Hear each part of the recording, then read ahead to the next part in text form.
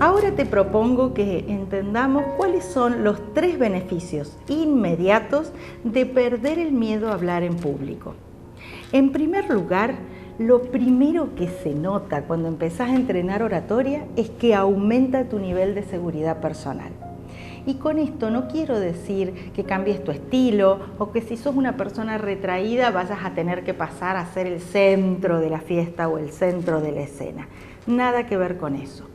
Respetando tu estilo y respetando tu personalidad y tu estructura de personalidad, es muy importante que sientas que contás con las habilidades para poder tomar la palabra, independientemente de que después la ejerzas o no. Es decir, también baja nuestro nivel de ansiedad o de estrés cuando entendemos que en nuestra cajita de herramientas contamos con lo necesario para defender una idea, una postura o hacer una exposición en público. Ahora bien, lo que quiero decirte es que la autoestima y la oratoria están íntimamente vinculadas. ¿Y sabes por qué?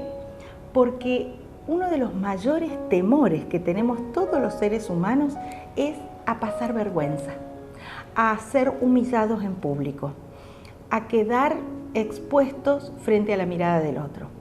Los otros días estaba estudiando cuáles son los 10 temores más importantes que tenemos la mayoría de los seres humanos como un promedio, y entre los primeros 5, en el 5.º lugar, está el de hablar en público y quedar mal.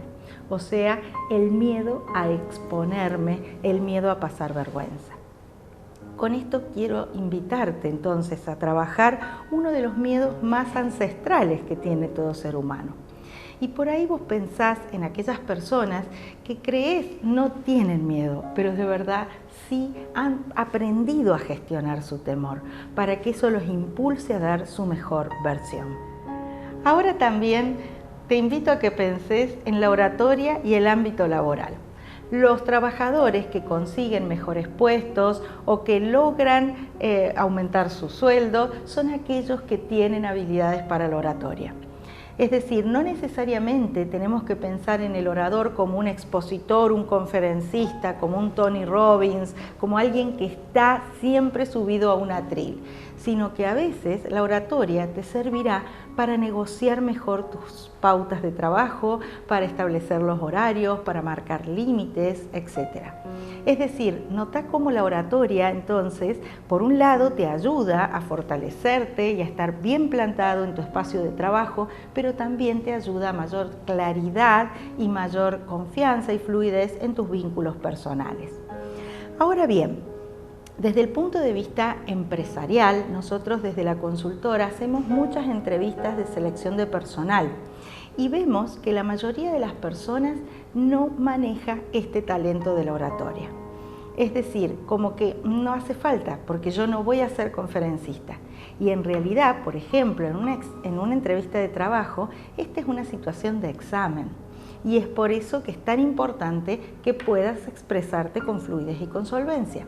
Es decir, que no te autointerrumpas, que no se te enrieden las palabras. Hay muchas personas que cuando vienen a su entrevista de trabajo esperan que el entrevistador les consulte, les haga la pregunta y responden monosilábicamente. ¿Para qué? Para no meter la pata. Pero en realidad no se trata de eso. Se trata de generar confianza en el selector de personal. Otra cosa que nos llama mucho la atención es esta falta de claridad respecto a los talentos que vas a aportar a ese nuevo espacio de trabajo. Cuando les preguntamos cuál es tu valor diferencial, la persona queda pensando, como recalculando. Y créeme, muy pocas veces me dicen, soy muy bueno en oratoria. Realmente esto creemos que hace la diferencia, porque quizás podrían ponerte en un puesto para trabajar con el cliente, para hacer un seguimiento, una atención al cliente, postventa, etc.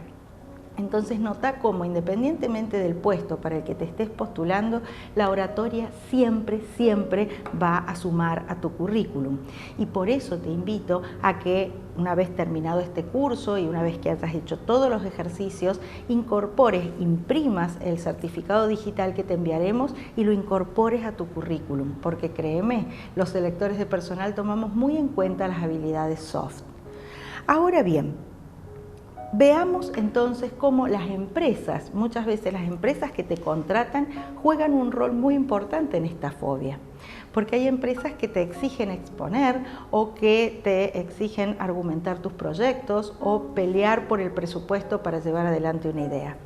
Entonces, previamente a exigirte esa habilidad, lo mejor sería que te provean del curso necesario para poder entrenarte. Ahora bien, para tener éxito en la oratoria, tanto en el ámbito laboral como en el ámbito personal, nosotras desde la consultora opinamos que son importantes las dos P. La P de preparación, la primera P, y la segunda P de práctica. En primer lugar, entonces, la preparación de tu discurso. A veces se subestima la situación de exposición. No, sí, yo de esto lo manejo, lo sé de taquito. Voy a hablar con un cliente, pero yo ya sé, yo le voy a explicar al cliente lo que voy a hacer. A veces no tenemos en cuenta o que el cliente no es lo más sencillo del mundo, no es fácil su personalidad, o que lo que le tenemos que explicar es complejo, o que tenemos que ser muy claros en los términos contractuales, etc. Entonces, son muchas las variables que conviene tener presentes a la hora de ir a entrevistarse con otro, a la hora de ir a tener una conversación, ya sea con un cliente, con un profesor, con un colega o con un amigo. Entonces, es muy importante que te prepares para esa entrevista, para ese discurso, para esa exposición. El verdadero orador no es el que se levanta y empieza a hablar. ¿Vos crees que esto que estoy haciendo yo es espontáneo? Esto está preparado, ensayado, corregido, vuelto a grabar. Es decir, hay una preparación preliminar, previa, que me permite ganar seguridad a la hora de compartir estos conocimientos con vos. Por eso, entonces, la preparación es la primera gran P. En segundo lugar, la otra P es de práctica. Para esto, para practicar, conviene tener ya armado tu discurso o el speech que le vas a dar al cliente según las situaciones, pero siempre tenerlo preparado y muy practicado frente al espejo. Entonces, incluso te recomiendo vestirte como te vas a ir a ese lugar o a esa entrevista. O si vas a dar una conferencia, imaginar y poner en tu casa algo parecido a un atril y vestirte como vas a exponer. Es más, si puedes pedir permiso días anteriores a la exposición para tomar posición en el lugar, mucho mejor, porque vas a poder conocer cuántos escalones hay que superar, o si vas a salir de atrás, hablar con la persona responsable de la técnica, etc. Todos esos factores que te acabo de mencionar, que te pueden parecer muy exagerados, son los que suman a tu nerviosismo a la hora de exponer. De manera tal que lo que estamos sugiriendo es que bajes los niveles de ansiedad en las cosas que puedas controlar. Quizás me dices, no, es que no es posible que el técnico vaya cuando yo voy a ensayar o cuando voy a tomar conocimiento del lugar. Ok, hay cosas que no se pueden manejar y no sabes si vas a tener que proyectar vos la filmina o la va a proyectar la técnica. Pero lo que sí tenés que saber es por dónde vas a entrar, cuántos escalones hay, si podés llevar un taco alto o no, si sos mujer, según, ¿no? Pero es muy importante que entonces te desensibilices respecto del lugar. Si vas a hablar adelante de 450 personas, por ejemplo, porque uno de los factores, créeme, es el factor sorpresa. Cuando te pones más nervioso es cuando pensabas que ibas a hablar adelante de 25 personas y te encontrás con un auditorio lleno. Entonces, para eso, cuando te llamen o te contraten vos te comprometas a hacer una exposición, no te prives de preguntar quiénes van a estar, cuántos van a ser, más o menos qué edad tendrá el auditorio, el público que me va a escuchar, cuánto tiempo voy a tener para exponer, y acá es clave que prepares dos versiones de tu discurso, uno corto y uno largo. ¿Por qué? Porque a veces vienen muy sobrepasados de tiempo y te piden que achiques, y eso no puede ser en perjuicio del auditorio ni de tu mensaje. Y en segundo lugar, a veces te piden que alargues, porque no les llegó el otro expositor o porque gustó mucho lo que venís diciendo. Entonces ahí se torna clave tener una versión extendida de tu discurso. El segundo gran beneficio, y que es casi inmediato, de aprender la oratoria es el poder utilizar las oportunidades que se te presentan. Dicho de otra manera, es como si fueras un surfer que estuvo practicando todo el tiempo y tiene que estar listo para cuando venga la ola, pero no sabe cuándo sucederá.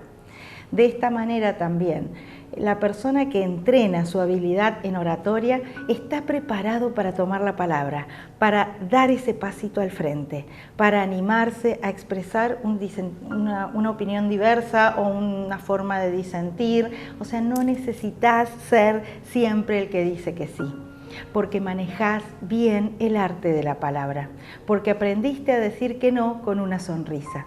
Es decir, la oratoria, fíjate que tiene mucho que ver con la inteligencia social, pero nuevamente también te permite ser un poquito más arriesgado y tomar las oportunidades que se te presentan. Y por último, el tercer beneficio inmediato de practicar y de haber entrenado en oratoria es el de mejorar tu comunicación en general, tanto con tus pares, tus subalternos, con tus jefes, con tu misma gente de afecto, porque podrás clarificar qué te pasa, qué no te gusta, cómo te gustaría que fueran las cosas, es decir, adquieres claridad y la claridad aporta luz a los vínculos. Entonces te invito realmente a practicar muchísimo todos los ejercicios que te damos, porque de eso depende que adquieras una mejor comunicación y por ende una mejor calidad de vida. Cuando te das cuenta y descubrís todo lo que la oratoria puede impactar en tu vida, créeme, es un camino de ida.